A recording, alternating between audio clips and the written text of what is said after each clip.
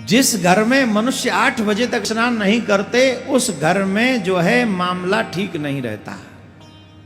बच्चे लोग ध्यान से सुन ले, बच्चे क्यों बूढ़े भी सुन ले।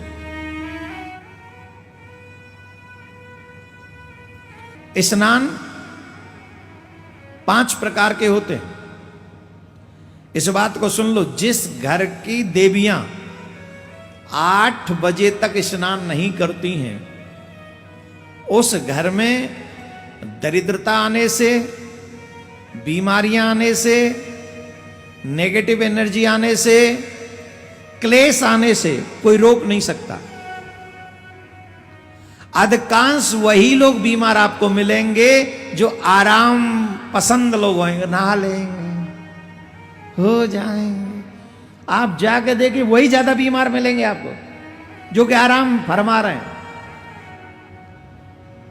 हम इसलिए नहीं बोल रहे हैं, हम आपको बता रहे हैं कि आपने बीमारी के दरवाजे कहां कहां खोले। जिस घर की देवियां और मनुष्य भी इसी में इन्वॉल्व करो, मानवों को, पुरुषों को भी इन्वॉल्व करो। जिस घर के स्त्री पुरुष 8 बजे तक भी स्नान नहीं करते उस घर में बीमारियां आने से कोई नहीं रोक सकता, दरिद्रता आने से कोई नहीं रोक सकता, क्लेश आने से कोई नहीं रोक सकता, और जो भी अनाप शनाप चीजें सब आ जाएंगी। कहां? जिस घर में स्नान ही लेट होता हो। 5 प्रकार के स्नान हमारे शास्त्रों में बताए गए हैं। इस बात को ध्यान से सुन लें और आप चाहे तो लिख भी लें, अगर बुद्धि काम करे तो हम सब लिख भी सकते इसे। हमारे पुराणों में बताया गया है, मनुस्मृति में भी बताया गया है, विष्णु पुराण में भी बताया गया है, गरुण पुराण में भी इसका वर्णन 5 प्रकार के स्नान का वर्णन आया है।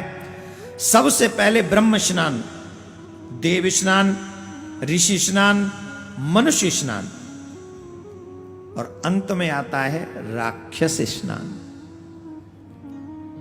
ब्रह्म स्नान, देव स्नान, ऋषि स्नान, मनुष्य स्नान, और उसके बाद राक्षसी स्नान। जो ब्रह्म मुहूर्त भोर में 3 बजे स्नान कर लेते हैं उसे ब्रह्म स्नान कहा गया है। ध्यान से सुनिए, जो ब्रह्म मुहूर्त 3 से 3:30 बजे के बीच में स्नान करते हैं उसे ब्रह्म स्नान कहा गया है।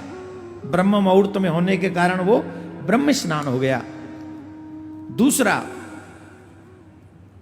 ब्रह्म मुहूर्त में 3:30 से 4 बजे के बीच में जो स्नान करते हैं उसे देव स्नान कहते हैं। कौन सा स्नान? उसे देव स्नान कहते हैं। जो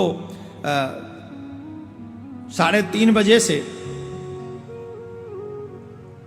4, 4:30 बजे तक स्नान कर लेते हैं। एक बात और ध्यान से सुन लो, सारी पॉजिटिव एनर्जी इन 2 स्नानों में भरी पड़ी है। 3 से 3:30 और 3:30 से 4:30, ऋषि स्नान और देव स्नान। जितना भी आप भजन पूजा पाठ करते हो, अगर इतने बजे स्नान करने के बाद आपने कोई साधना की तो उसका हजारों गुना ज्यादा फल आपको प्राप्त होता है। और आप जो कहते हैं ना, मन नहीं लगता, मन नहीं लगता, मन दौड़ के उसमें लग जाता है, दौड़ के मन लगता है उसमें। जो लोग सूर्योदय के समय 5 बजे से 6 बजे के बीच में स्नान करते हैं उन्हें ऋषि स्नान कहा गया। ये ऋषि स्नान 5 बजे से 6 बजे के बीच में, इसे ऋषि स्नान कहा गया। इससे भी तमाम रिद्धि सिद्धि और भगवत कृपा प्राप्त होती है। इसके बाद में 6 बजे से लेकर 8 बजे तक मनुष्य स्नान कहा गया। और मनुष्य स्नान भी अगर इस समय तक हो जाए, 6 से 7 बजे भी हो जाए, 6, 6:30 बजे हो जाए, और फिर 6:30 बजे भी हम पूजा में बैठ जाएं, 7:30 बजे तक, 8 बजे तक भी पूजा करें, तो भी इसे कम से कम मनुष्यों का कार्य तो माना ही गया है। तेरा क्या होगा रे 8 बजे तक सोने वाले भालिया।